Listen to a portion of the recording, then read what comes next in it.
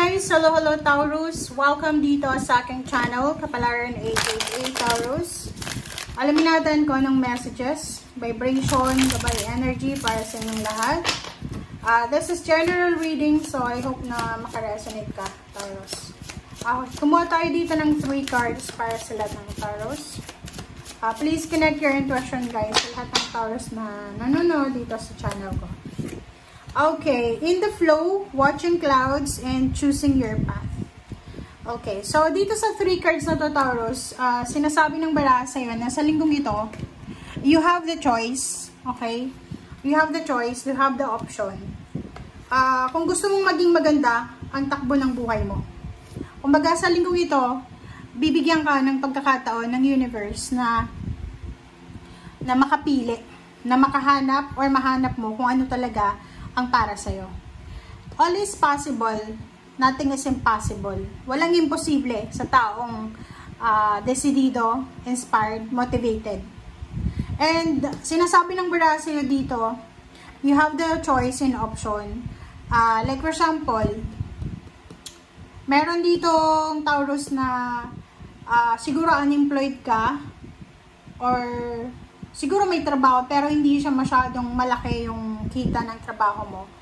And may time ka para makapag-relax, makapag-rest. Kasi hindi masyadong hectic yung schedule mo, hindi masyadong mabigat yung trabaho. And meron din na Taurus na sobrang hirap ng trabaho, nahihirapan siyang magtrabaho ngayon. And sinasabi ng baraha sa'yo dito na yes, you have choice, may option, may choices ka sa buhay mo. Na kung gusto mo ng rest and relax lang na buhay in the future, nasa iyo yun. And kung gusto mo na smooth lang, yung kalma lang, nasa iyo din yun. Yung parang you have choice and option na pwede kang magtrabaho sa probinsya, sa Pilipinas, or you have the option din na pwede kang magtrabaho sa ibang bansa. Kasi pag sa probinsya, hindi masyadong mataas yung sweldo, pero maganda yung smooth lang siya kasi malapit ka lang sa pamilya mo. Walang mga homesickness, walang mga negative na emotion kang mararamdaman. Kaysa doon sa ibang bansa, mataas yung sweldo mo pero every night ka naman na tinutorture ng emotion mo. Buti kung kasama mo yung pamilya mo. Okay? So, yan. So, this is choice and options. Yung sinasabi sa'yo ng baraha ngayon is yung choices and options mo. Kung ano yung pwedeng mangyari sa'yo sa future, sa ngayon, or sa hinaharap.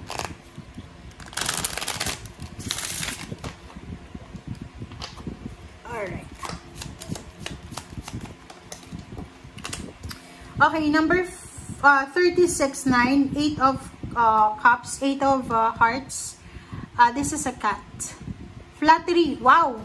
So, dito sinasabi ng baraha na posibleng makatanggap ka ng papuri galing sa yung boss, galing sa mga taong nakakakita ng efforts mo. Pwede din makatanggap ka ng bonuses, payments, parang ganon. Ito naman is good news. So, posibleng makatanggap ka ng balita. It's either good news or bad news, but depende yan sa taong magdadala ng balita sa'yo. Okay? So, please comment down below.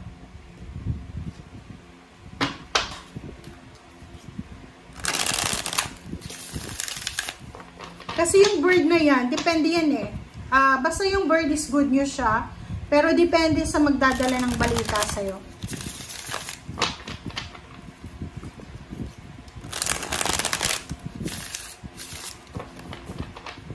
And at the same time, be careful kasi katabi niya yung cat. Katabi ng birds yung cat. So mag-iingat tayo sa mga taong may galit sa atin. Sa mga taong may lingim na inggit.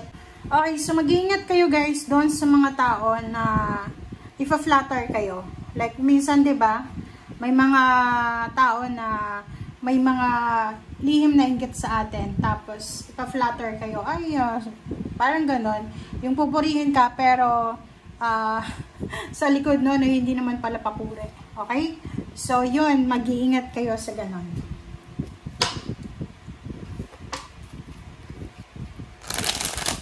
Let's check. This is for you.